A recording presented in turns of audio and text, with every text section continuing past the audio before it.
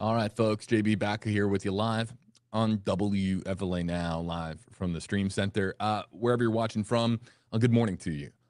It has not been a good start to the week as far as the news out of Memphis, Tennessee. Eliza Fletcher dead as a result of murder, and a suspect, 38-year-old Clayetha Abston, has been charged with first-degree murder and first-degree. Again, this charge. I'm going to make sure that I have this charge is permanently on my screen because it's just not an average or normal charge. It's first degree murder and first degree murder in perpetration of kidnapping. Extraordinarily serious felonies charged against Clayetha Abston for, again, missing jogger or previously reported missing jogger. Eliza Fletcher. A difficult story, and we'll start to take as we await the 11:30 a.m. press conference, 10:30 Central Time, 11:30 Eastern. That press conference is going to begin in about 15 minutes. We have been organizing with all of our teams in Memphis to make sure that we can bring you this press conference. Try to, of course, stay in touch with all of the hardworking teams on the ground in Memphis. They are scrambling to get into position. A lot of those news crews, they were at the arraignment at the courthouse for Clayetha Abston, and now they're repositioning over to Memphis Police for this press conference. So it's just a lot of moving parts right now. That's why I had to take a bit of an extended break. Please forgive me as we're trying to get everything organized for you. Let's get to some of the comments that. Let's start here with Sassafras Kath.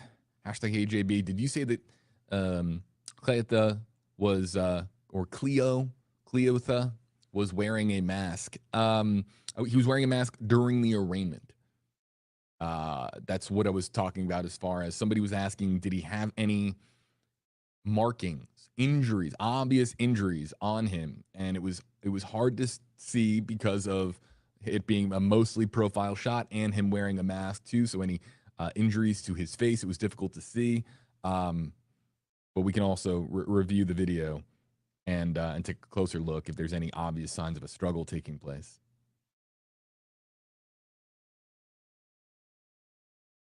Audrey, I will do that. Audrey saying, can you please give us a recap before the presser for those of us who came in late? I will do that here in just a minute.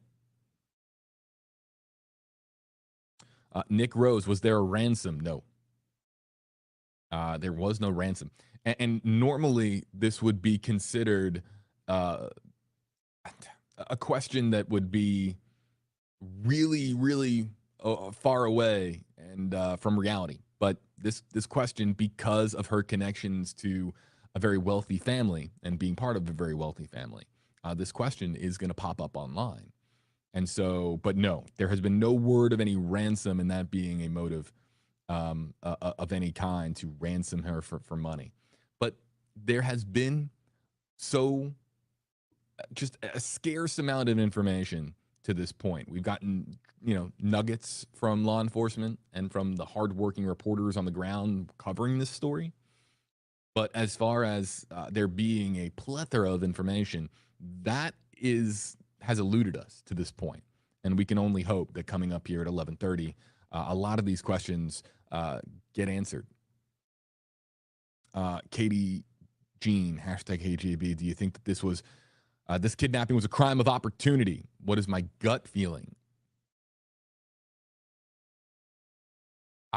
I'm not going to stray from fact, Katie. I appreciate your you asking me that question. I'll say this: evil is very real in the world, and it's important to remember that evil is real. And when evil looks to find a way, evil usually will find a way.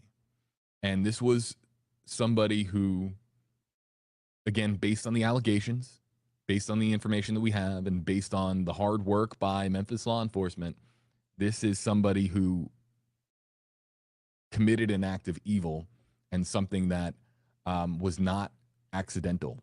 This is something that was deliberately done to harm an individual who, by all accounts, loving, considerate, kind, generous, and just a phenomenal human being, by all accounts, from what we're hearing. So Um, was it a crime of opportunity? I'll just say it was a crime of evil. And not all crimes are crimes of evil. There are crimes that are committed in this world where it's negligence or poor circumstances. If somebody is behind the wheel of a car and they make a wrong turn, or they didn't see somebody in their blind spot and they collide into somebody and they kill that person on the side of the road, or at a busy intersection, let's say, that is likely going to be, prosecuted as a crime that you were negligent behind the wheel and you committed. But that person behind the wheel, in this instance that I'm making up for you, is extraordinarily, remorseful and cannot believe it was an accident that claimed someone else's life. That's not, to me, an act of evil. This is a case of evil, of somebody purposely and with intent and planning to some extent. To some extent, it might not have been extended planning. We don't know how much thought went into this, how premeditated this was. But there was an individual who authorities say is Clayeth Abston, who got out of his vehicle, forced a woman who was just jogging around her neighborhood into that vehicle, and now she's dead. And he's been charged with murder. That, to me, is a deliberate act and an act of evil. So, crime of opportunity, I don't know yet. Hopefully we get more information, but this is proof and a sobering reminder that evil is very real in this world, and it's and monsters come in all different shapes and forms.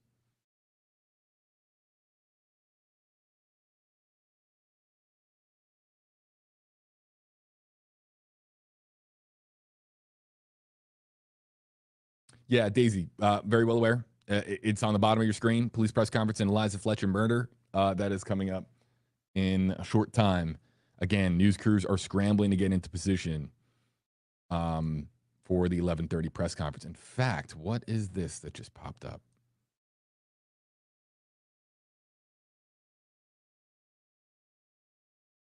Stand by.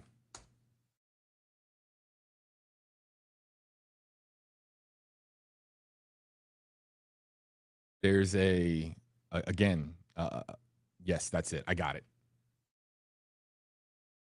Tuning in the shot now. Stand by.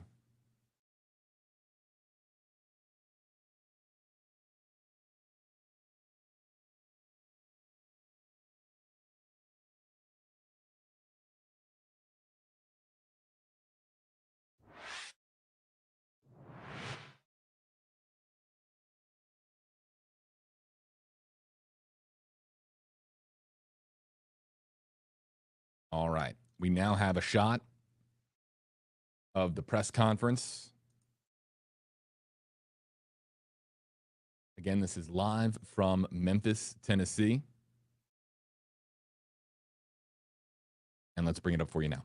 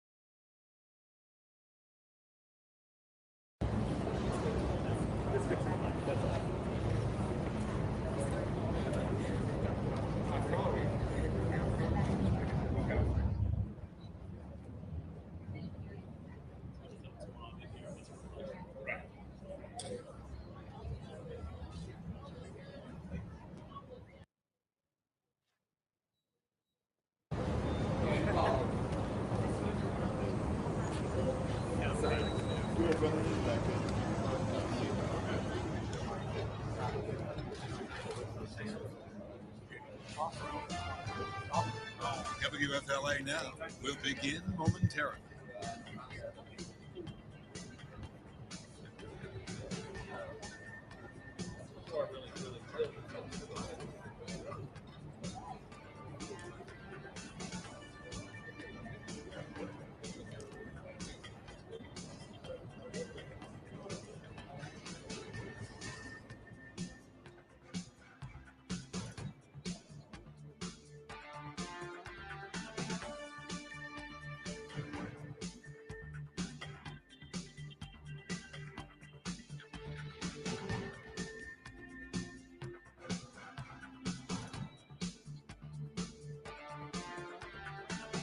WFLA Now will begin momentarily.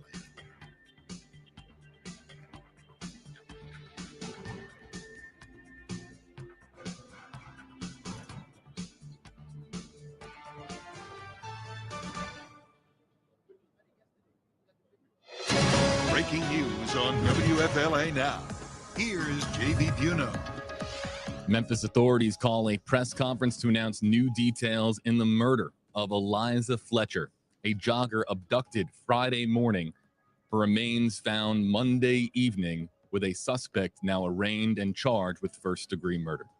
Hello there to you folks. JB here with you live on WFLA Now re-engaging our audience across all platforms for a press conference that, as we understand it, is moments away from happening. So if you're just filing in, whether you're here on Facebook Live, on YouTube Live, on WFLA.com, or the WFLA app, this press conference is about to get underway, a long-awaited press conference for Memphis police and Memphis authorities to let us know what the latest is in the Eliza Fletcher murder investigation. That press conference currently, as you see here on the right side of your screen, is about to get underway. So let's take you there live and await the Memphis authorities coming out of the building there on the right side of your screen to give us an update as to what has happened in the Eliza Fletcher investigation. I'll be back in 30 seconds with the latest.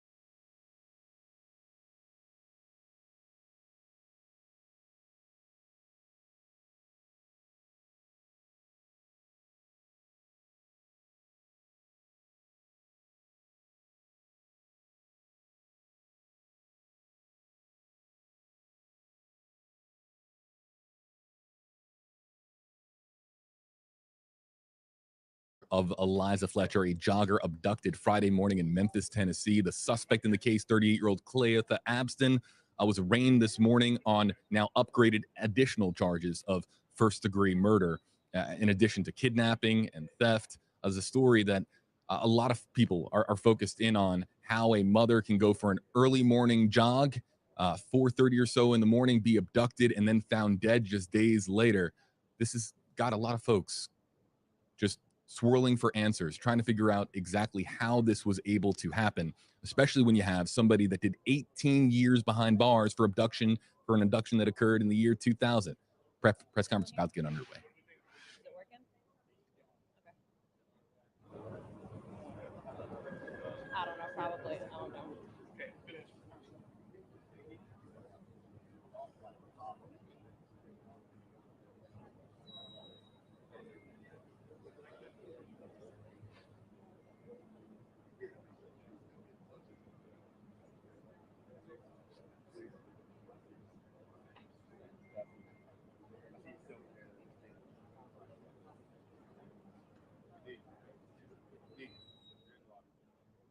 As we were just talking about with our YouTube Live audience, there are just a lot of questions that still remain in this story, how this was able to happen.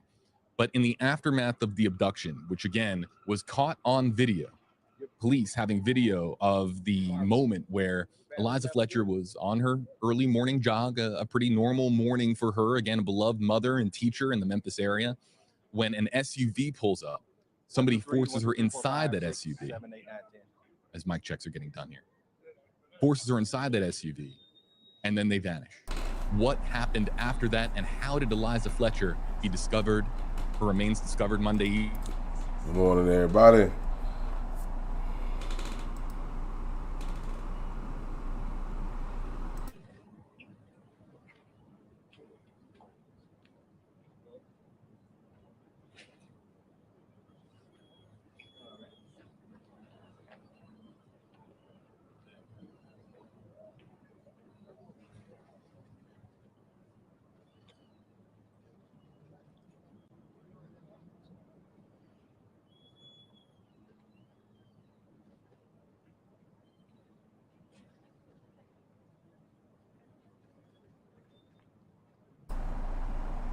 I was talking to y'all and I didn't even add myself to the stream. So I just want to say good morning.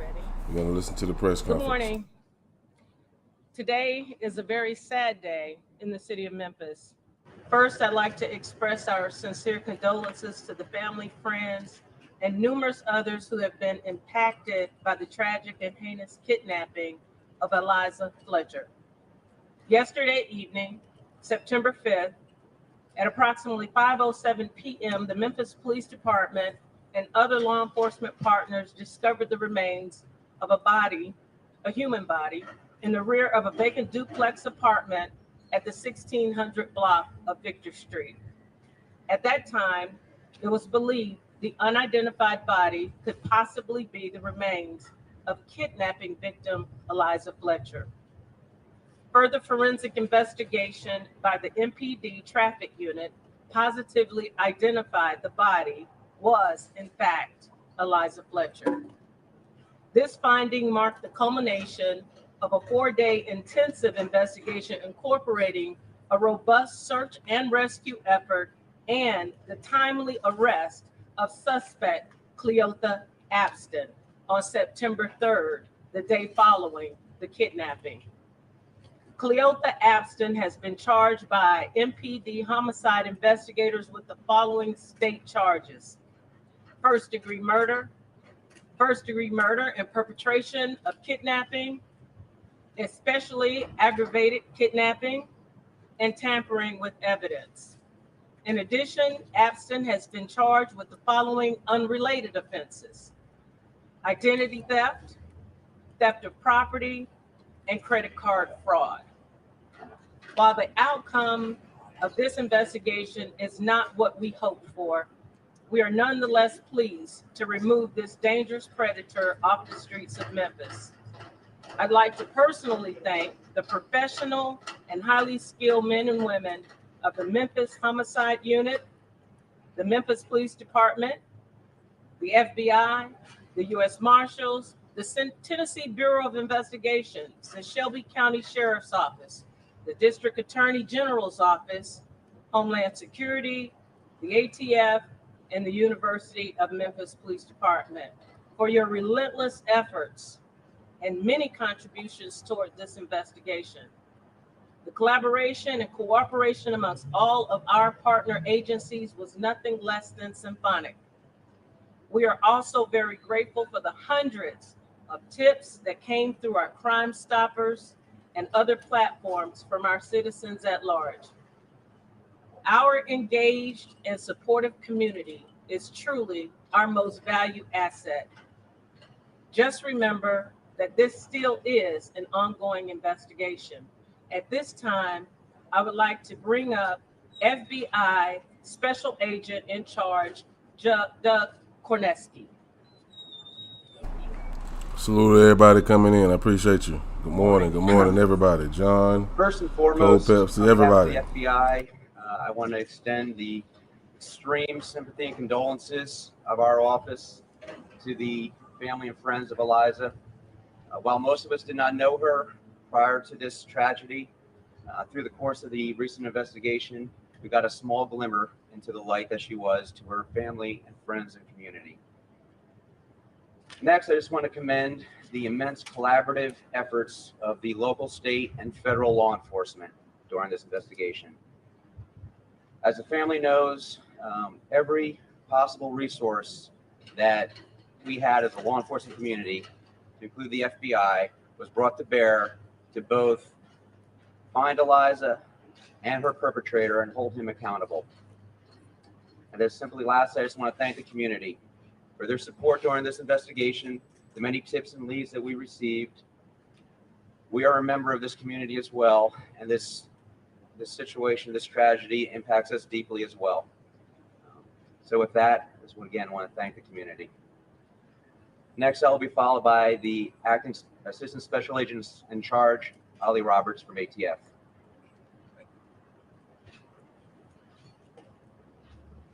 First, on behalf of ATF, I'd like to extend our deepest condolences to the family and friends affected by this tragedy. No resources were spared to locate and arrest the individual responsible for this incomprehensible violent crime. ATF utilized resources such as assigning special agents, our canine, and utilizing the E-Trace database. We also utilize our expertise as we work with our state and local partners to bring about justice to the family and friends in reference to this tragedy. I would like to bring next up U.S. Marshal Tyrese Miller. Thank you. Good afternoon. On behalf of the United States Marshal Service, we certainly want to extend our sincere condolences to the family of Eliza Fletcher, her friends and family, and those that knew her. As I understand it, she touched many lives, and it's certainly a loss. As I've said on numerous occasions, the Marshal Service has a very unique relationship with the Memphis Police Department. At any time they call, we're there to assist. We were glad to receive that call on Saturday when a suspect had been identified. We then went about finding the suspect vehicle in question, as well as the suspect himself. He was spotted, the vehicle was spotted in the apartment complex, and we also conducted surveillance on him. And then when he tried to make a move, we went in and made the arrest safely, and took him into custody and turned him over to the custody of the Memphis Police Department. And after that, we also participated in the search efforts to find Ms. Fletcher all day Sunday and all day Monday. And as has been stated, it was not the outcome we were looking for. We were dedicated and committed to continue those search efforts and assist our partners until she was found. Next, I will turn it over to District Attorney General Steve Mulroy. Thank you.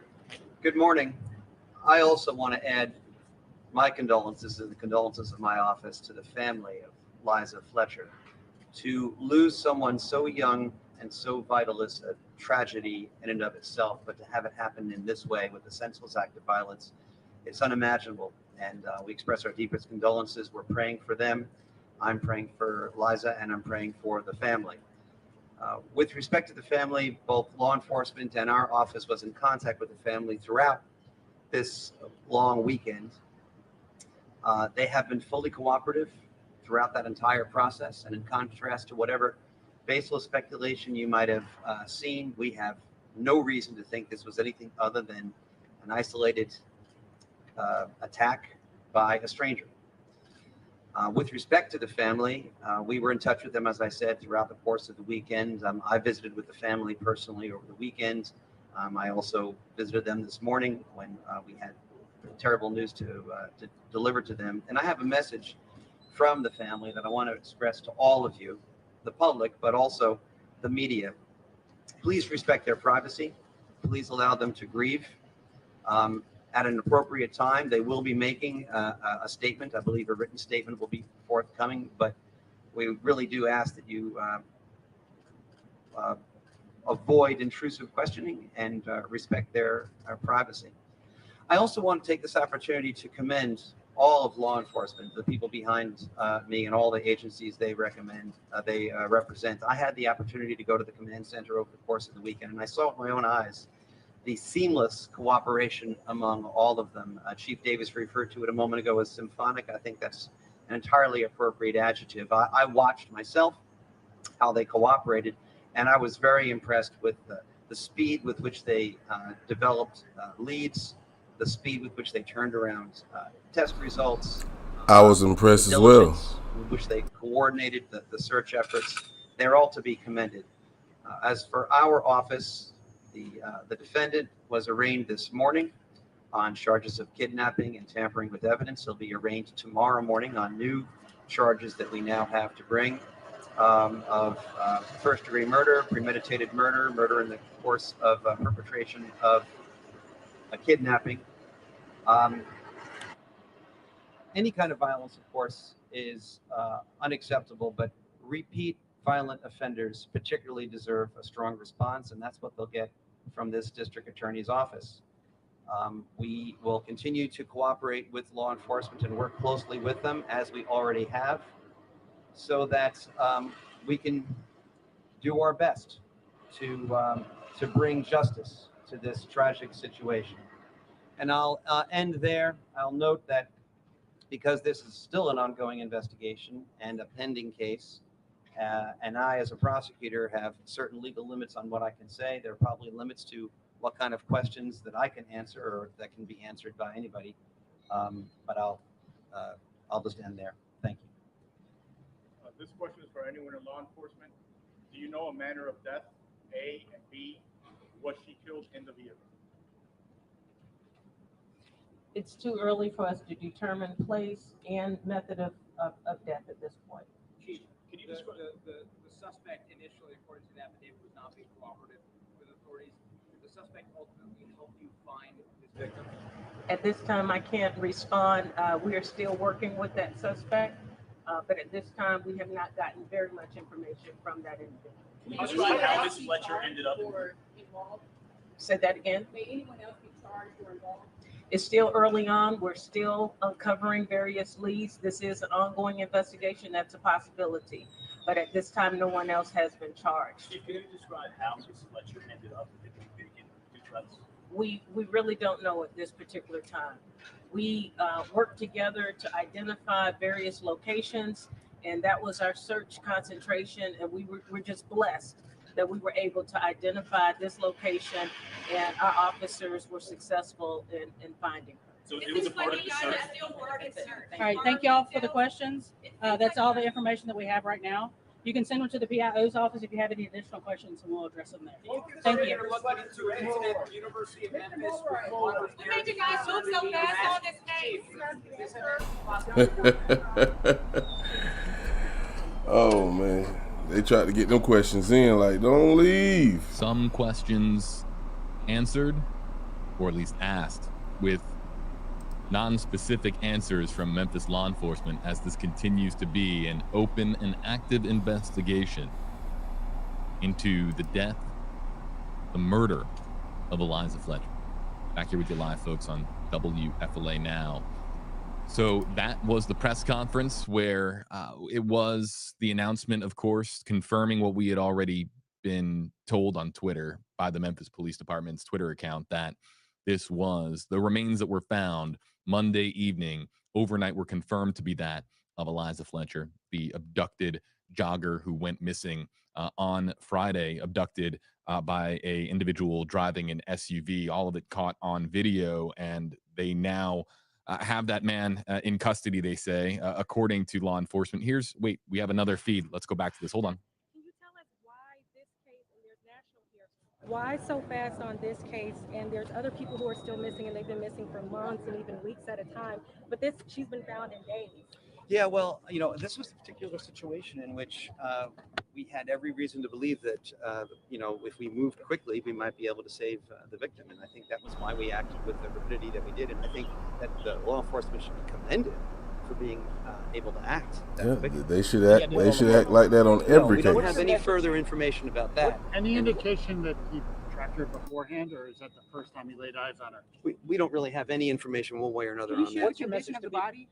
No, that's not something we can go into. What do you want people who live in that neighborhood to know? Well, look, both law enforcement Cold and the Pepsi DA's right now office have as is their still absolute under number one investigation. priority to keep people safe. So And tragedies like this are going. we're not sure just yet. It seems like he acted alone. going about their daily business without fear. And that's what we're going to do. And we'll roll up our sleeves and make sure we can do everything we can. Less than a week as the Shelby County District Attorney. Yes. Obviously, this is a big case. What are you going to do to send a message? Well, I mean, the message that we're doing is what we're sending right now, which is that public safety is our absolute number one priority. We're going to take repeat violent offenders situations very seriously. Repeat violent offender situations deserve a strong response.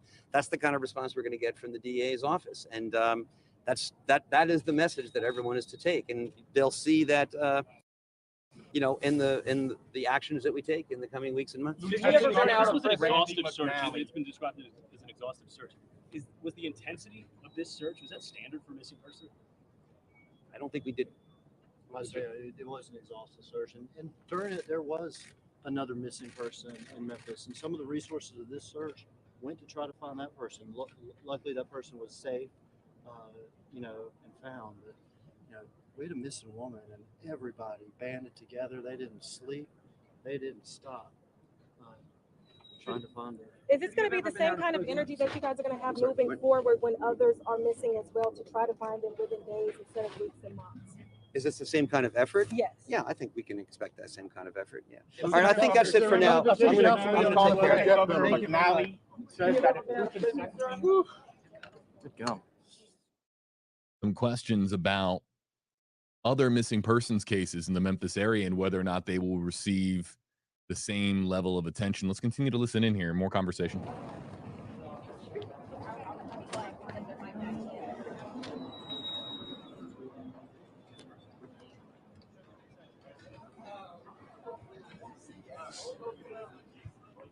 What? That was District Attorney Steve Mulroy, I believe, for Shelby County in really the Memphis, Tennessee area. JB here with you live, folks, on WFLA Now. While we have an audience, and we know that we're going to be losing an audience here after the press conference is concluded, I want to just kind of get this out there. And I had this loaded up in our system. Clearly, there's a blank space. Hopefully, I'll be able to get this on your screen. And here it is. This is another missing persons case in Memphis, Tennessee. And I want to get this out there to as many people as possible. I tweeted this out last night. There was another missing persons case that was resolved, but this one is unresolved as we understand it, according to Memphis police. And this here on the right side of your screen, I want to make sure I have all my information here correct from my notes. This is Kamiria Mitchell. Kamiria Mitchell last seen approximately 10:30 at night on September 5th, missing from the 4800 block of Bondale Avenue in Memphis. She is said to be 3 months pregnant, age not given, said to have gotten in an argument with her aunt and then ran away. And there is a missing persons case now open, and an active search is underway for Kamiria Mitchell. And so I want to do my part in trying to bring attention to as many of these cases as possible when we have the opportunity to do so, with the audience to do so. So this is another missing persons case that we have in Memphis, Tennessee. And there are countless missing persons cases that we have across the country in various states and in all different walks of life. Whether you are in a rural community or right in the heart of a city, there's just an exorbitant amount of missing persons case. And you heard there the questions that were asked at the end of that press conference, or at least not even the press conference, but the media following the DA to ask some follow-up questions. Will there be the same level of resources and attention given? And the answer was, well, you heard the answer for yourself. It's just what it really comes down to is the level of media attention that this received. Eliza Fletcher's case received a ton of media attention, and a big reason why. All right, I turned that down a little bit. How many people go out there so job before what they're speaking on, or what that last question was asked, or one of the questions that was asked, was why did they move so fast on this case? And that's something that I mentioned to a few people. And of course, I think everybody know the common denominator on why they did that. This is probably one of the richest families in Memphis, Tennessee. And of course, I'm not racist. Her skin color plays a very important part of that. We know that. It's simple.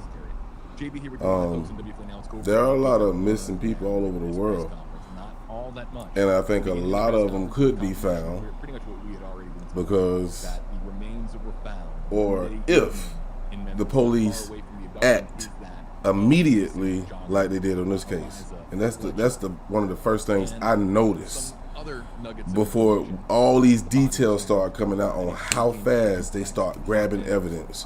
They found the car the next day, arrested him and found the suspect. Boom, all this evidence start coming within 3 to 4 days. and because they located the vehicle, and once they were able to, I mean, Summer Wells is still missing. him himself there on the right Cody, screen in the mugshot, he's still missing. they were able to Oakley, close in she's on still him missing. as the They still ain't found Orrin and Orson. was the words, implying that he was trying to elude law enforcement, but law enforcement was able to Alexis Ware, apprehend still him missing. incident and bring him into custody, where of course you saw him at the beginning of the live streaming. They still ain't find Felicia Johnson. We know she's, pretty much dead, but they still ain't find her. Including first-degree murder and first-degree murder in perpetration of kidnapping. A story that has just attracted a whole lot of attention, not just coast to coast, but around the world. People asking exactly how a woman can just go for a jog early in the morning. And yes, it was early in the morning. It was 4:30 in the morning before the sun came up. But how you could do something as simple and as common as go for a jog and have an SUV pull up next to you and get abducted from that just regular routine exercise. It of course is a troubling thought for so many people who do something very similar in their day-to-day lives. Whether it's going for a run early in the morning, or doing so in an area of their community that they don't feel safe. This is by all indications, this is something that is a relatively common activity, where an uncommon occurrence has occurred, one that led to a tragic conclusion, with the result being the discovery of the remains found Monday evening at this vacant duplex apartment not far away from the abduction. Those remains belonging to Eliza Fletcher. Folks, we're going to wrap up our coverage here on Facebook Live.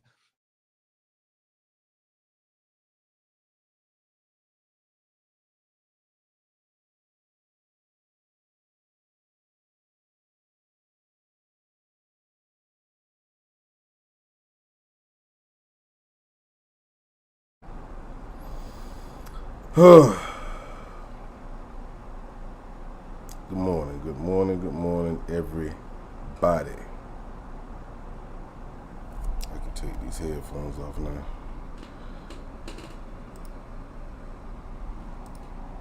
Change my audio, because I don't like wearing these headphones.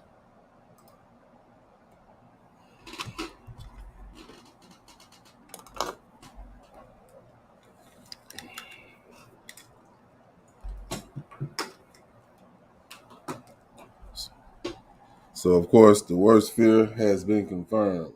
Miss Eliza Fletcher has been found. The body they found last night is confirmed to be hers. Thank y'all for tuning in. Thank you, John Q. Just to break it down. For hitting my phone, man. I appreciate you, man. Appreciate everybody in the building. Sylvia Tyndall, Cold Pepsi, Gary in the building. True Crimes and Other Stuff is in the building. The Lioness is in the building.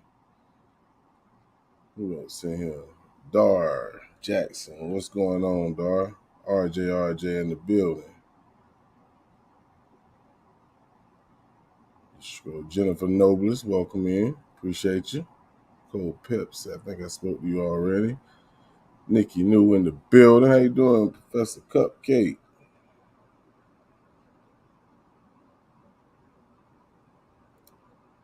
Kimberly Chambers, what's going on? How you doing? Leslie B. Try not to miss nobody. I'm just scrolling to stop me from scrolling. I think I spoke to everybody who has said something. Sylvia, I think I spoke to you. It's Fifi in the building. Brother Port City. I think he just dropped a video. Anti-Jeffrey McCrae. What's going on? What's going on, brother? Miss Gemini. Of course, Miss Shrinking Sharon. I think she was the first one in the building, so I know I can stop right there. I'm gonna drop the link just in case anybody want to come up. You don't have to. If you provide your opinion on, do you think there will be another arrest coming up? And that question was actually asked at the press conference. The officer said still an investigation. Of course, the other guy said he feel like he acted alone. What do you think?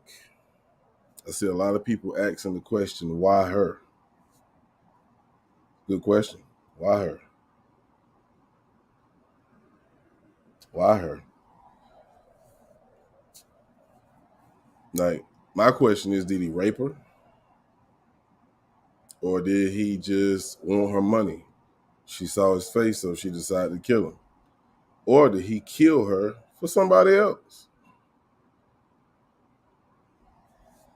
Those are some questions I know I have until they close this case as it's over. This is what happened.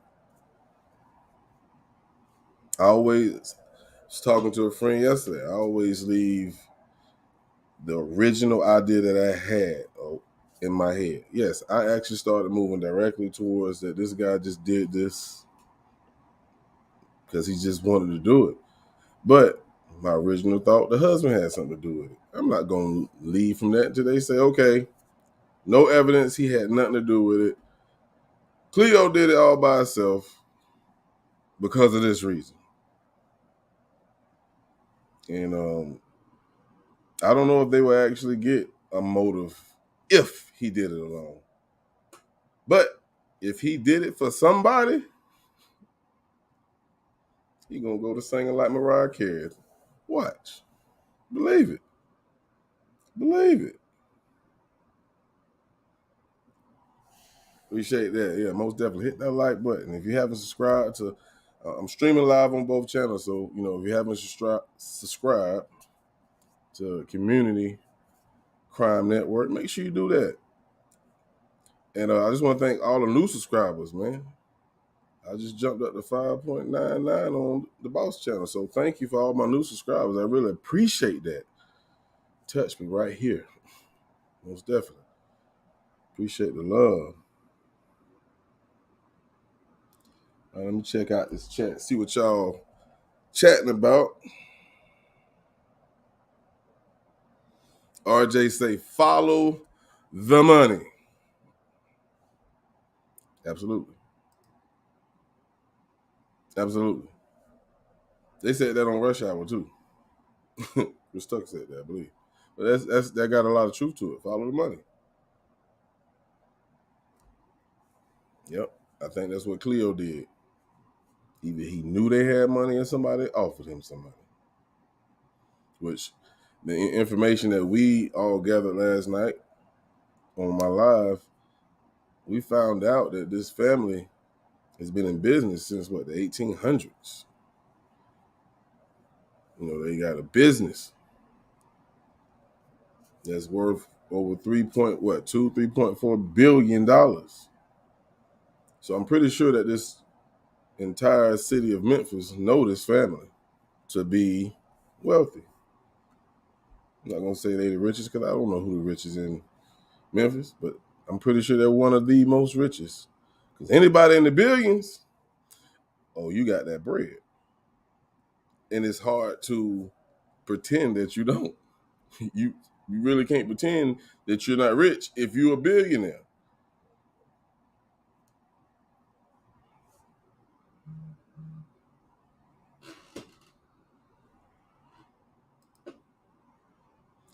Sylvia said, I think the connection with the lawyer abductor is something to do with it too. I just can't. Only connection I have is the relationship. Well, her uncle works for the same firm. I just don't know how they tie together. You know, I know, the lawyer that he kidnapped 20 years ago worked at the same law firm as an uncle. But anybody got any idea how is that like? Why her though? Why her? I don't know.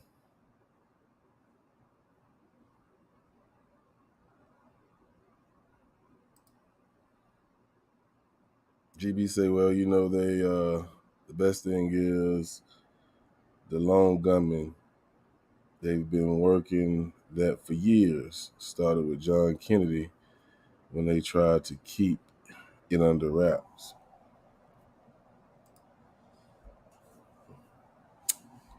I definitely feel like it was somebody else, but we have to wait. Because now that they have her body, they're gonna find out how she died. They gonna try to get every piece of DNA off her body. I'm pretty sure they probably still processing that GMC terrain to try to see if they can pull any other DNA besides her, Cleo, and probably the owner of the vehicle, because their DNA is going to be in there because it's their vehicle. His brother DNA probably going to be in there because that's his brother, but they can't tie them to this particular crime just because their DNA in that car, because they're supposed to be in that car. So they have to find any, new DNA that's right there at the surface. You know what I'm saying? So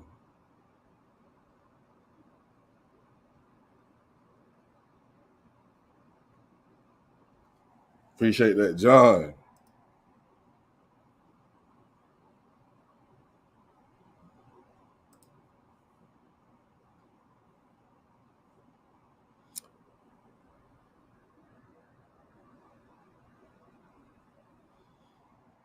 GB, a lot of people think he was paid to do it. A lot of people. I was one of them. I thought the husband had paid this dude to do this. And then you look at this guy's history on what he did. He's been doing since he was a young teenager, a young jitterbug. I'm sure ain't nothing else going on.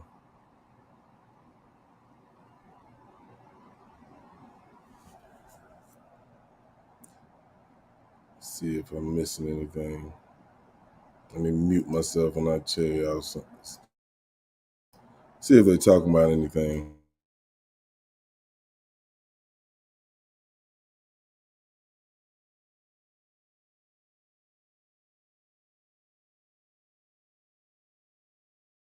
Not a thing.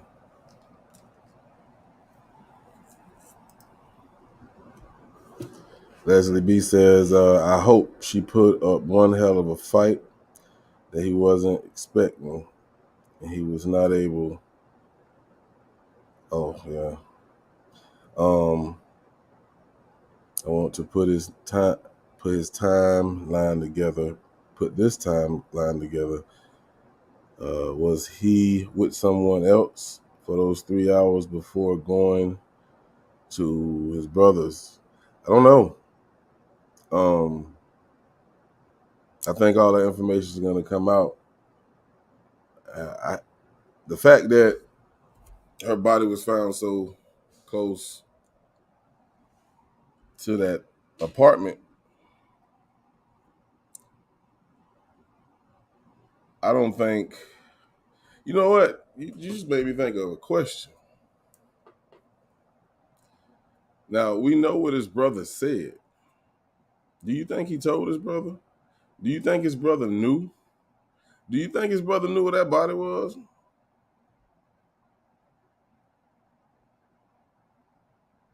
I don't think so.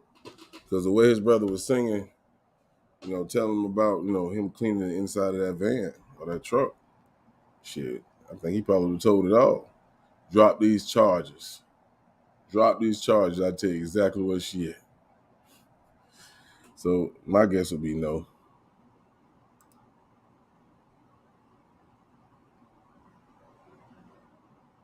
Yeah, I thought I already dropped the link.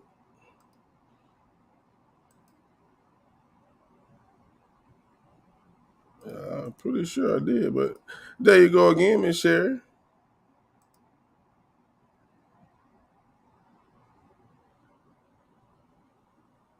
And by the way, my name is Boss, not John.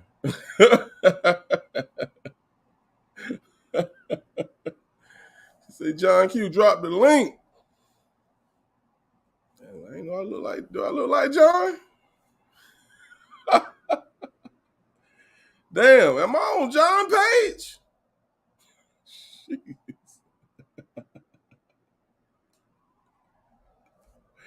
I'm joking. I'm joking. I'm joking.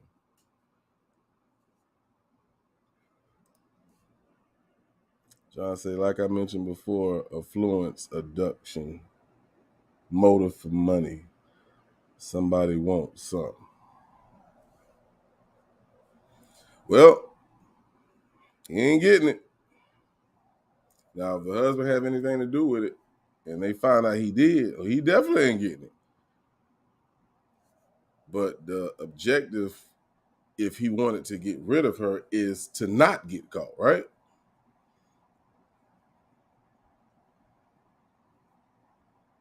But whenever you actually paying somebody to do a job, you have to understand, if that person get caught, the chances of them telling on you goes through the fucking roof. Like, especially if you don't have no ties with a person. You know what I'm saying? How many random killings happen every day? Like, I walk down the street and just, pow, you dead. That shit don't happen. Now, I'm not saying they can't, but it don't happen on a daily. So if there's no ties to him and her at all, it makes you wonder. What was you doing in the neighborhood? You over there by a school, man. You 38 years old. What you doing over there? 4:30 in the goddamn morning. What was you doing over there? 4:30 in the morning.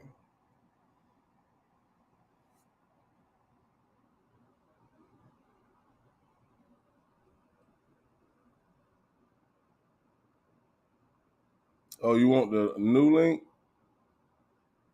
to my new channel? Okay, I thought you wanted my StreamYard link. Give me 1 second, Miss Sherry. I was just joking with you, FYI. Don't take me personal. I clown around. Give me a second. I'll drop it for you.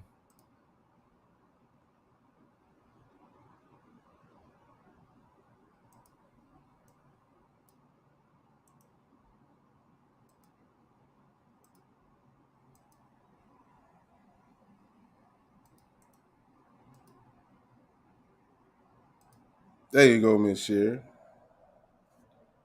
To my community crime channel. Unless you want the one, the Boss Man Blake, I'll drop both of them in there for you.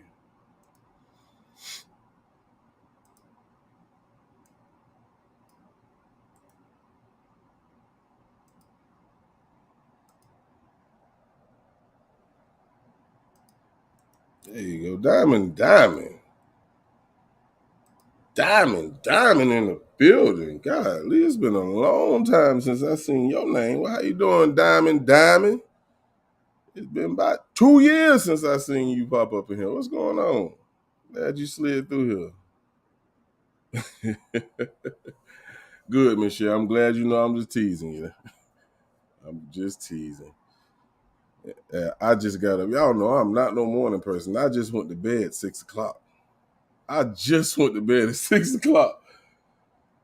And I just woke up, go use the bathroom, seen John call. I was like, damn, I know what it is. Grabbed my phone, took a look, and yep, that's what it was. Let's see what's going on. Let me mute up for a second.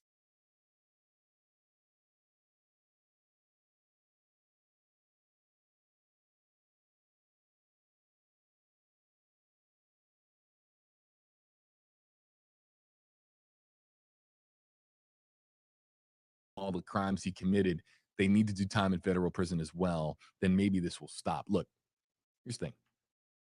Here's the thing. There are tiers of offenses when it comes to felonies.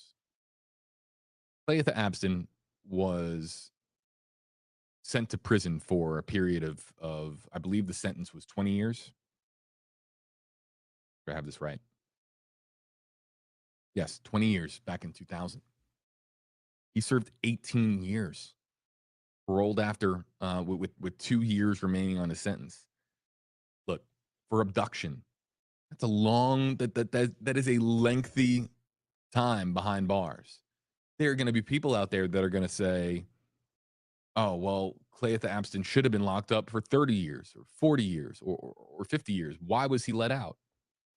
But if you have to look at this from the outside in, from a law enforcement perspective. The law dictates a certain amount of time that, based on the crime that was committed, that he is to be sentenced to prison time for. He was sentenced to 20 years, let out after 18. It's not look, there have been cases in the past where there has been somebody let out on the streets after committing a dangerous crime after a very, very short amount of time. Relatively speaking, 18 years of a 20-year sentence is a considerable amount of time. That's a long time. That's a very long abduction time. of an individual. It is. And it's not as if, look, it's not as if he was sentenced to 20 years and paroled after serving 3 or 4. I think that. Hey, Dar Jackson, I appreciate that. I appreciate that. 54 keys like a big sister to me. I salute. Appreciate that, man. The potential for parole, crime, a felony. And so, look, if Clayetha Abston had been sentenced to 30 years, thank you, Ms. and he was paroled after 28, and he did it after 28 years, there would be people saying the same thing. Why was he let out?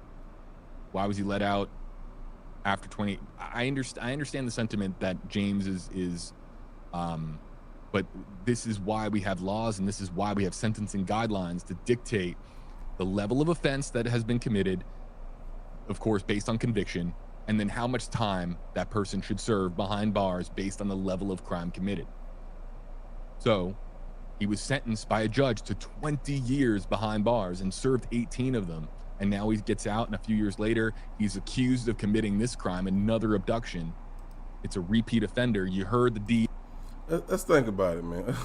Let's think about this. After you served 18 years out of a 21-year sentence, that's almost like you being convicted of murder and you do all 35 years they gave you and you get out and you do the same thing again. Man, if you don't sit your ass down somewhere, like you just lost 35 years of your life for doing something stupid and you're going to repeat it again. I was born just to sit in prison, face ass. Man, come on, man. These people stupid.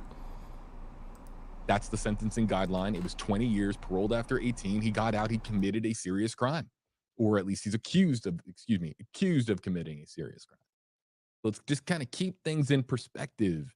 That's so important because, relatively speaking, 18 years served of a 20-year sentence is a relatively lengthy amount of time served given the crime itself.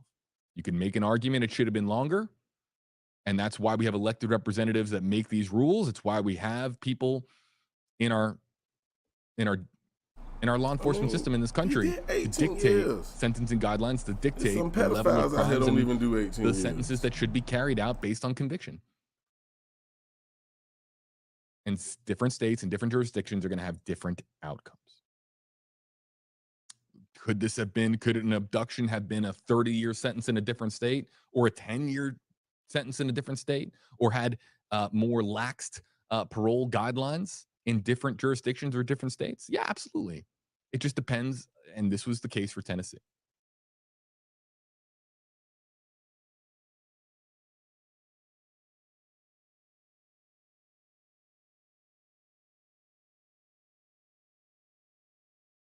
Dave Ferg, I'm gonna touch on this briefly because I tweeted about this quite a bit last night, and I want to talk about this. Dave Ferg, Ferg, hashtag AJB. We all know the streets on this world in this day. We all know the streets in this world in this day and age are unsafe. Leslie B, appreciate Why would a you. lone female Appreciate the donation. go jogging at You know what? I'm going to get me some 8:00 breakfast too, in the just like dark? you said. Thank you. Appreciate it.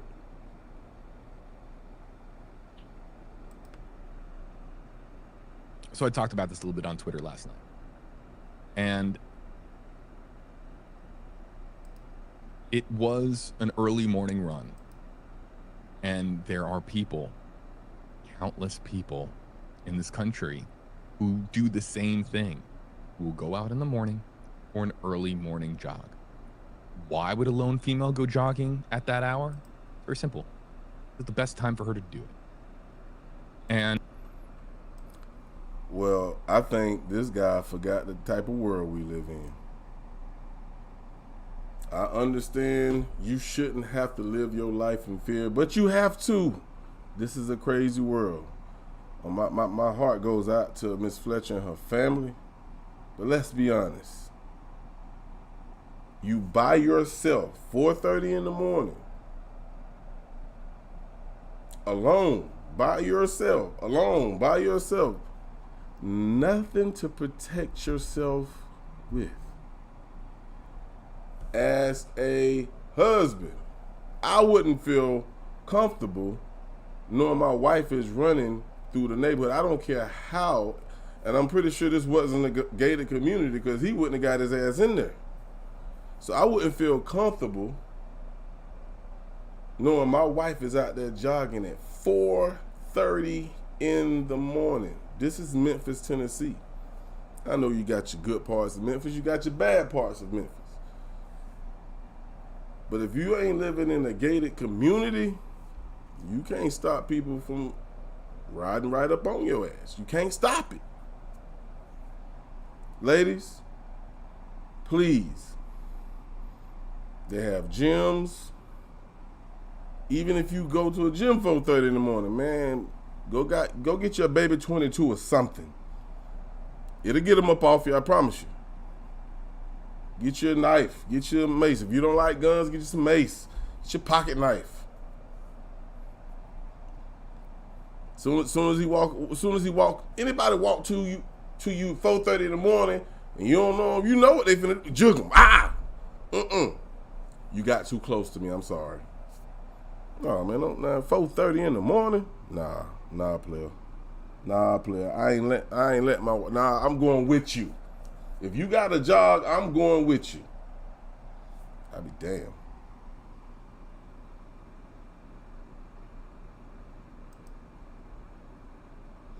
RJ say there are some people that prefer the confines of institutionalized living conditions and intention to commit crimes to be in jail or other. Yeah, you know, it's institutionalized.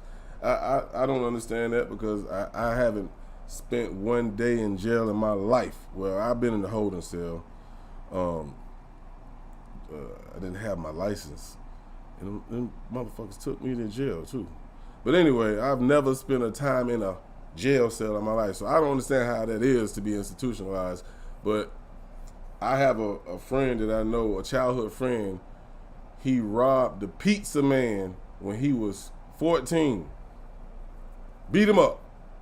Robbed him. Beat him up. Man, this dude ain't got out of jail yet. And he probably a year older than me. He went to jail when he was 14. Robbery. Beat the guy up. No weapon. Didn't shoot him. Just beat him up. He's still in jail, man. He's still in jail for that same crime. And they saying, complaining about these 20 years. Man, this man been in jail, almost 30 years for a robbery at 14. Beat the man up, took his money, the pizza man, and he's still locked up. I feel like that's just crazy.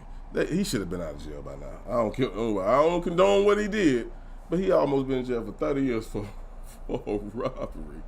No gun, just beat the man up. That's the world we live in. That's right, true crime. Have something with you. Hey, I swear to God, you got a box cutter, a slice from that box cutter, open you up. It will open you up. See what Buddy talking about. And the community at large.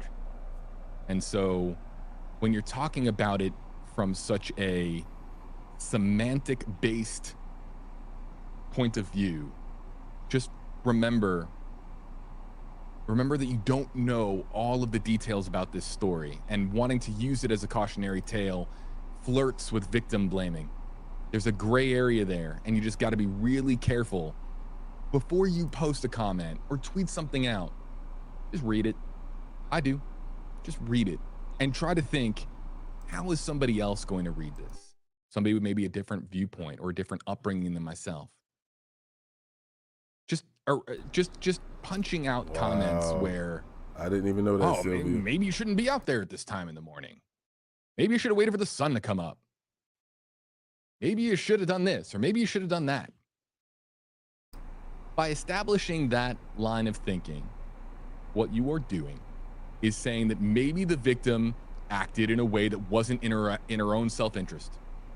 That, to me, is an indirect form of victim blaming, and you just got to be careful, folks. No, I'm not. I'm definitely not blaming. Be careful. But I bet your wife ain't jogging out there by herself. I bet you that. Your comments matter. I have this platform on WFLA Now to read your comments, because what you say. Let me tell y'all something, man. Let me tell y'all something. He's doing his job right now, and I understand he should do his job, and he must remain professional. I promise you, when he get off and go home to his wife, he say, "Baby, don't you go out there jogging." He ain't gonna tell y'all that, but I promise you, he's informing if he got kids, high school kids who go jogging, whatever, in the morning. No, or he's saying, take Daddy 9, or baby, I'm going with you, or we just gonna go to the Y, or whatever, Bally's, wherever y'all go at. We're not blaming the victim, brother. To me, I'm a grown man, and I stay in the house because it's a crazy world out there. It's a crazy world out there. Yeah, I know I need to get out more, but it's a crazy world out there, man. Yeah, what you thought. Talking about victim blaming. Those who love and adore her. And that there's so much unknown, to where even if there were so many precautions taken by Eliza Fletcher, what really could have been done to stop her abduction? You say it's as simple as just wait for the sun to come up. What if she agreed, John? What if she doesn't have the opportunity to do so? What if the demands in her life, such as her, responsibilities to her children, her family, her workplace, her employer, don't allow her to go out that early in the morning? Yeah, John, he stood out. Go for a run that late in the morning. John, yeah, but Buddy stood out. He stood out. It was like, excuse me. It was like he was trying to find a tear out his eye. It's like he couldn't find. Like, damn, man, come on, man. Like, you know how you try to not look noticeable because you crying, and you out in public. So you try to drop your head and wipe the tear. Buddy stuck his arm way up to get that tear. It's like his elbow was pointing to the sky trying to get that tear out. You know what I'm saying? Let me tell you, hey, if he ain't have nothing to do with this, great. I hope he didn't. But I bet you none of y'all even know how he sound when he speak. You know why? Because he ain't say a goddamn thing. He ain't say a goddamn thing. Guess what? When you are married, I understand she has a family, a grandfather who love her. Hold on. I'm her husband. I come first. Sit down, Pops. I want to know where my wife at. What? Say something. Say something. That's my wife. Man, he didn't. Man, that dude act like he ain't give two shits. I'm sorry. People have the right to grieve the way they want to. Like I was telling Chloe, like, just hearing somebody say Mama Blake make me want to cry. You know what I'm saying? I don't care if I'm in front of 1 million people. That's how much I love my mama. You feel what I'm saying? So, John, I feel what you're saying, my brother.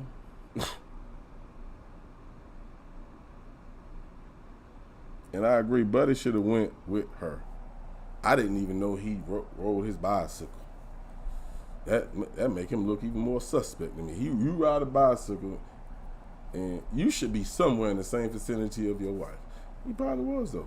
But anyway, keep it moving. Keep it moving. Damn right. Leslie B say, I'm an early morning runner. A man quickly ran up on me once, not seeing my dog. He learned quickly I wasn't alone. Predators are everywhere. My dog is a bit Belgian. I have no idea what type of dog it is, but I'm assuming any dog from Belgium is big. Salute to you, Leslie B. You had Beethoven with you. Get your ass back. Hell yeah. Have something with you, ladies, man. For real. Don't just go out there alone, man. This world crazy. Lorraine says she has always been in a comfort zone, privilege, jogging. Clothes have a inner pocket for keys, IDs, etc. So unless someone else gave him her ATM she had on her, he probably beat her up for it. You know, and that's one thing I was talking about, Lioness, was, you know, we seen the shorts that she was actually jogging in. You know what I'm saying?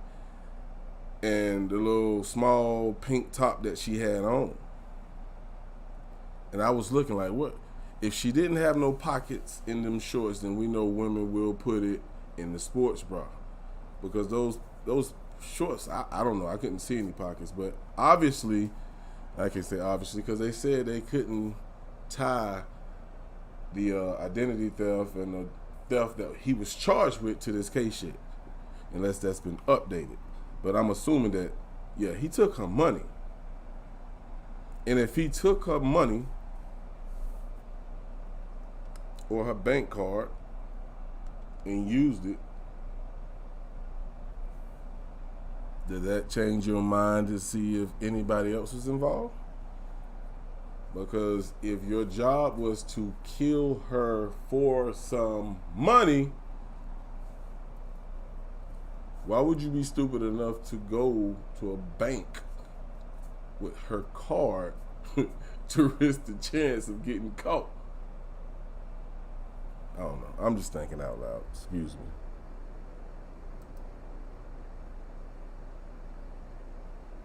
Is this thing just going back and forth like this? Okay. It doesn't stop. It'll probably be back in 90 seconds like he always say.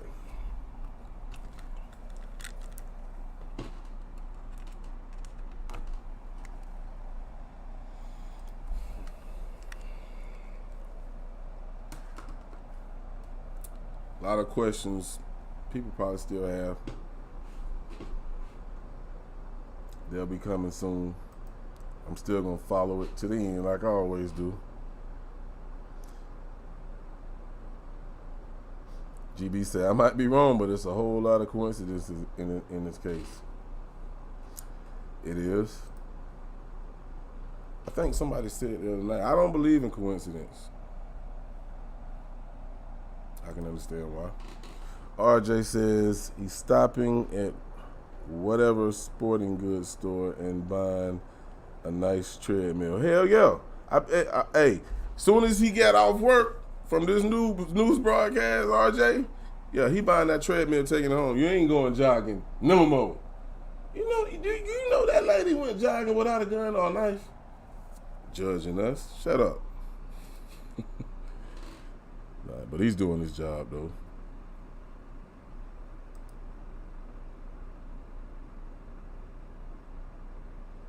All right, Lorraine, appreciate you for coming through. Take a knife out there with you while you cut that grass. Now, if anybody come to your house in that heat, they might pass out before they make it to you. It's hot. It's hot down here in the South. I don't know where everybody else said. Down here in the South, it is hot. Shit. Leslie B, he definitely should have spoken up, man. He definitely should have spoke up. There's no way I wouldn't have said something. Something. Check my mail. Check my mail. Let me check my mail. See what you sent. You sent me some info.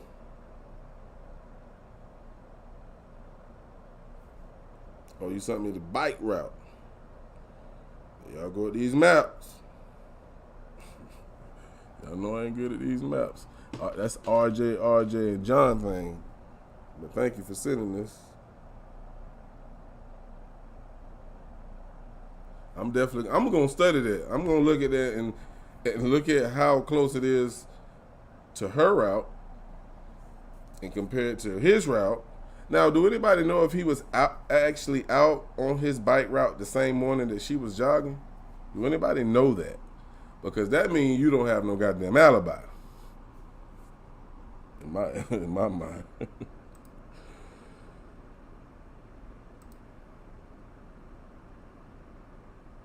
Can I? Oh, okay, yeah. Give me 1 second, John. Let me find it real quick. Sorry, I'm catching up with these comments. I'm talking too much and the comments steady scrolling. Give me 1 second. I'll play it.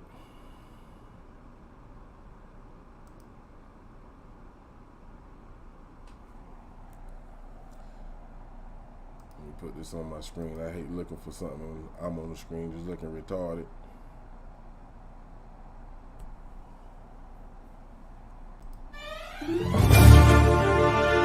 Uh-oh, I didn't mean to do that. I meant to click on that. Give me 1 second, y'all. Let me find that.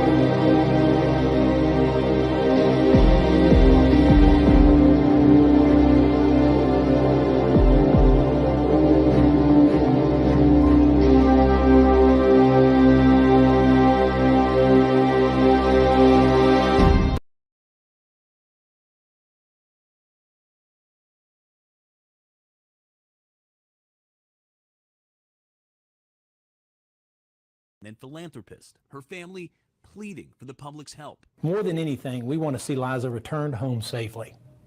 The family has offered a reward for any information that leads to her safe return. Saturday evening, her church held a vigil. We're deeply pained and sorrowed by what's going on, and we're information that leads to her safe return. Saturday evening. All right, I'm gonna play it with no volume, and I'm gonna slow it down.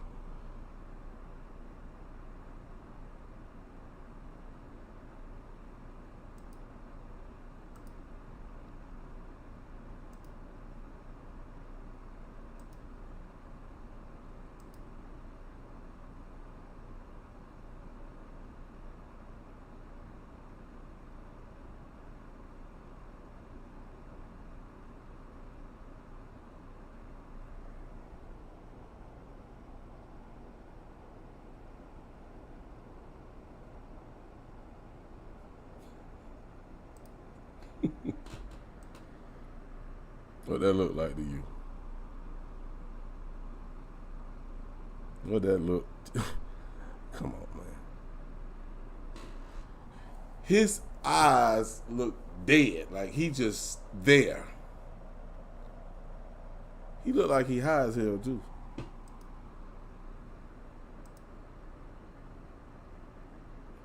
Do you see this? Hey, look at the guy. Look at the guy standing next to him. He looking at him like, cut that shit out. You ain't crying. He said, you looking suspect over here, bro. Look at the big guy next to him. How you looking at him? He over here saying, I don't see not one goddamn tear coming out your eye. Open your eyes, boy. Open your eyes. He look high. His eyes.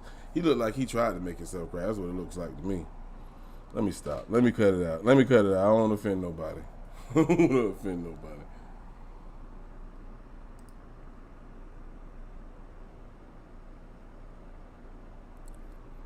YJ, the author's in the building, a.k.a. Arthur James, the best producer, engineer in the goddamn world. What's up, my brother? So for those who haven't seen it, that's what we're talking about when he just looked like he's acting. Now, I will say this, because I never really paid that close attention, because I was all up on the screen. His eyes was kind of red, but I don't know. He could have been high. I don't know. All right.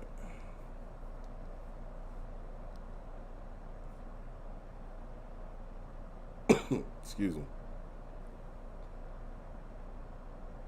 Oh, man, I was late getting to your message, man. You know I can find it because I've been watching the case, but I appreciate it, John. Unless you want me to play that one as well. Is that what you're telling me?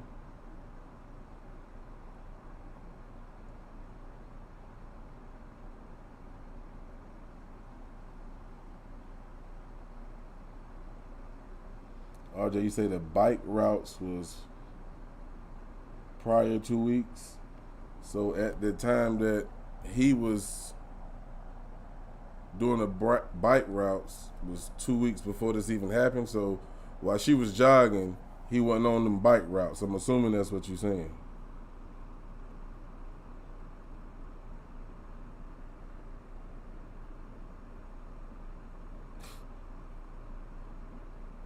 See, true crime said ain't no coincidence. Ain't no coincidence.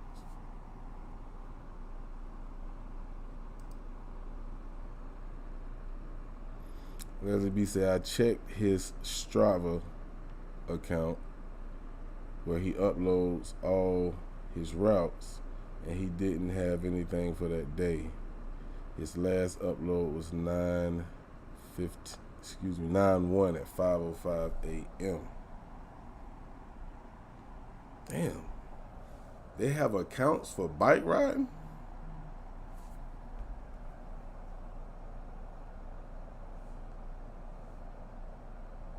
That's definitely news to me. And they tell you when they go on bike riding? Wow.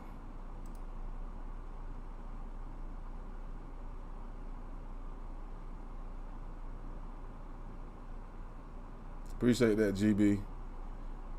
Well, me personally, when it comes into looking at these cases, you know, there are content creators that, you know, break it down by 100%, breaking down the numbers and this.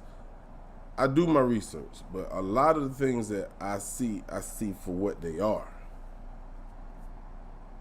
You know, I can look at people most of the time and say, you full of shit. And I'll be right. But when it comes to crime, I will never say, you did it, without 100% evidence. I'll tell you, yeah, I feel like this is what happened. This is what happened. 90 to 95% of the cases that I work, you know, I done pinpoint it right on the head of what happened. Who was involved. I think we all did that with Orrin and Orson. That shit was so easy. But it took them so long. I'm just waiting to find out about Summer.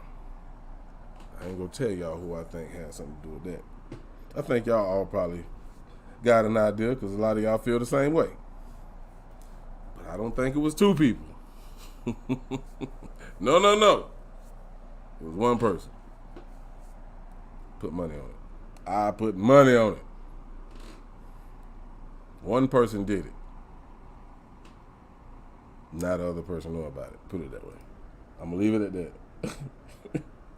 RJ, like, what you talking about? You know, that's my case right there, boss. Damn, this in Tennessee too. Damn, what y'all got going on in Tennessee, RJ?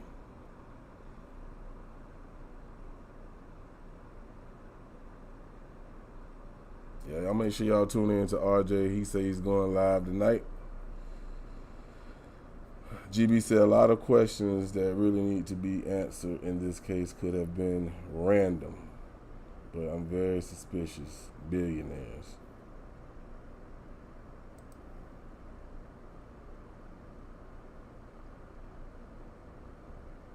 Yeah. Hey, GB. Okay, I'm gonna be funny. I'm gonna make y'all laugh. It's almost like OJ. Dude, you got off. You got off on murder. And then you gonna write a book saying, what if I did it? Man, if you don't sit your dumb ass down somewhere, bro, then you beat the case and you gonna talk about what if I did it. This motherfucker go to jail for stealing his own shit. OJ do some stupid shit. Salute OJ though, man. Salute OJ. Like, it's some things, like, if you make it out of a situation, you know how you done did something and you know good and damn well it was a bad decision. You're like, Lord, get me out of this, please. Get me out of this. He get you out of it. 2 days later, you do the same damn thing. I'm gonna look at you like them dogs. What the fuck is your problem?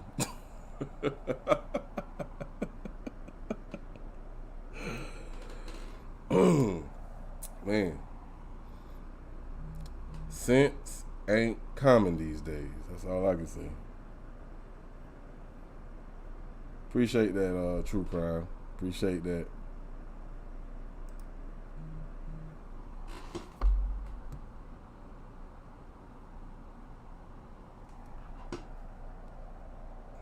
John, do you want me to, John, do you want me to play that link that you sent my email? Is that what you telling me? Man, fuck it. That's what I'm gonna do. Let me see what this is. John sent me. Y'all give me a second. John sent me something.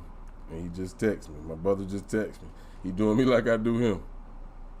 Hey man, check your goddamn email, man. Didn't I just send you something, brother?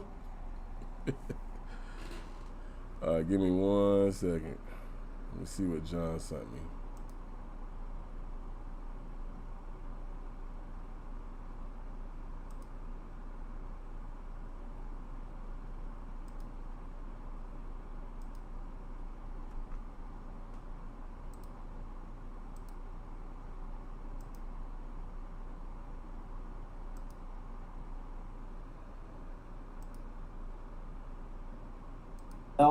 Her father Beasley, her brother Gil, all the members of her family. We want to make a brief statement. We want to start by thanking everyone for their prayers and outpouring of support. Eliza has touched the hearts of many people, and it shows. We want to thank the Memphis Police Department, Shelby County Sheriff Department, TBI, FBI, and all of the other law enforcement agencies who are working tirelessly to find Eliza. The family has met with police, and we have shared with them all the information we know. More than anything, we want to see Eliza returned home safely. The family has offered a reward for any information that leads to her safe return. We believe someone knows what happened and can help. If you have any information on this crime or Eliza's location, call the police at 901-545-COPS or call Crime Stoppers at 901-528-CASH. Thank you.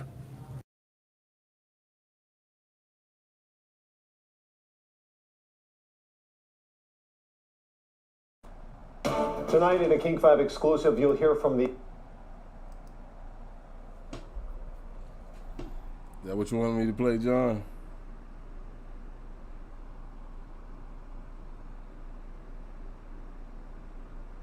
Thank you, Miss Sherry. Love you. You're awesome.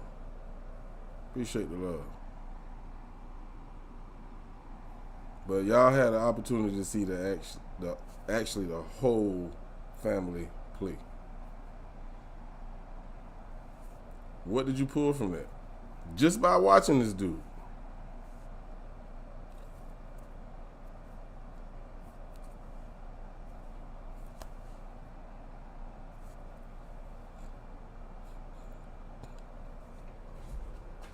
I'm sorry, I crack myself up sometimes.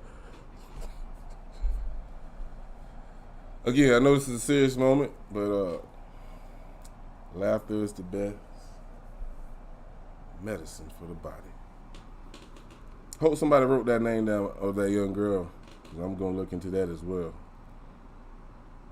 I'll find it.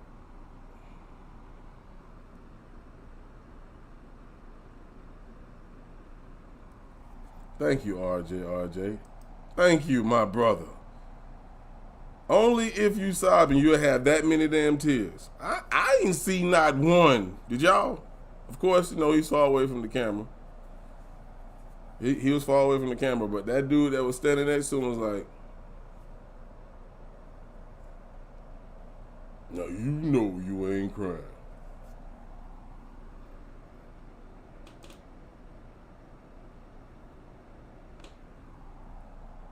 I don't either. I mean, look, I be, you know what? I'm cutting my camera off, you know. But like I said, I hope I'm wrong about this man. I really do. I really do.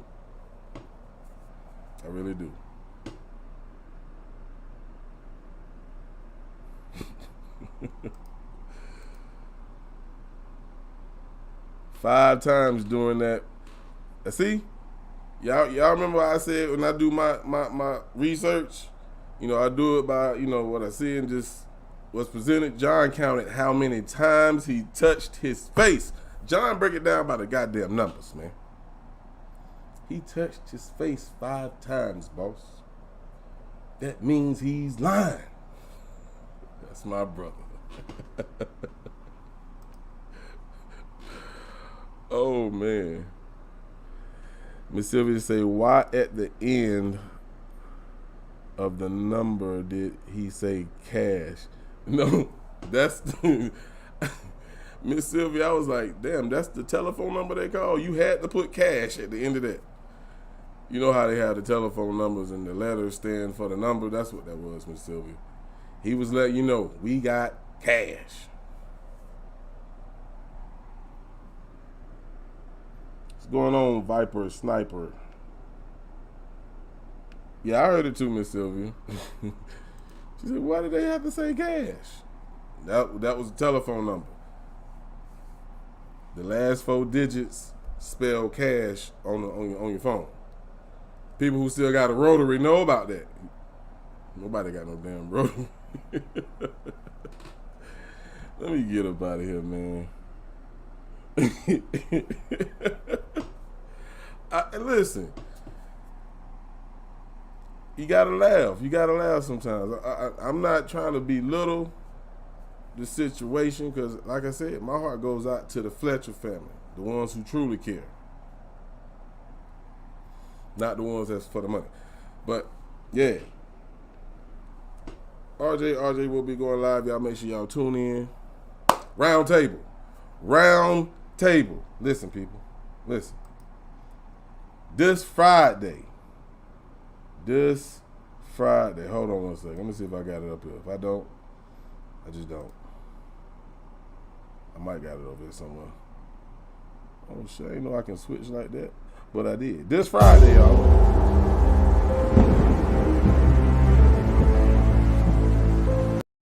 That ain't the right one. I ain't got it over here. I thought I had it. Maybe I do. Let me go back up here and check the other one. Do I got it? No, I don't got it. Anyway, Friday. Y'all should have seen the link. I shared it to my community wall. We're going live. Round table. 5 years later, Kanika Jenkins got a great show lined up for you. Make sure y'all tune in. gonna be lit. From everybody from John Q family, my family, 54 Keys family, to your family, everybody, you're welcome. Make sure y'all come through. It's gonna be big. We're gonna be talking about the time. Y'all know about the time, right? All right, thank you everybody who donated today and yesterday and support my page and has subscribed to my channel. I got a lot of love for you. I appreciate it. I don't take this shit for granted. Thank you. Thank you, because I work my ass off, y'all. I work my ass off, and I do it for y'all. I'm up 11 o'clock. I don't get out of bed at 5 p.m., man. I got out for y'all. I got up for y'all, man, because I love you. All y'all got a special place in my heart, man. I appreciate y'all. Real talk. Real talk. Oh, yeah. Trust me. This is a safe place. Because if my ma don't get you out of here, which I don't see none of them in here, but my brother John got my back, I'm going to get him up out of here. Yeah, I cuss sometimes, yeah. I just keep it real. I like to make y'all laugh. Feel welcome, feel safe. You won't be disrespected here. I ain't got no watch on, but you get what I'm saying, right? Nah, but I'm gonna get up out of here, man. I love y'all. Leslie B told me to go get some goddamn breakfast. That's what I'm finna go do. Y'all have a good one. See y'all on the next one. Be easy. Don't eat chicken if it's greasy.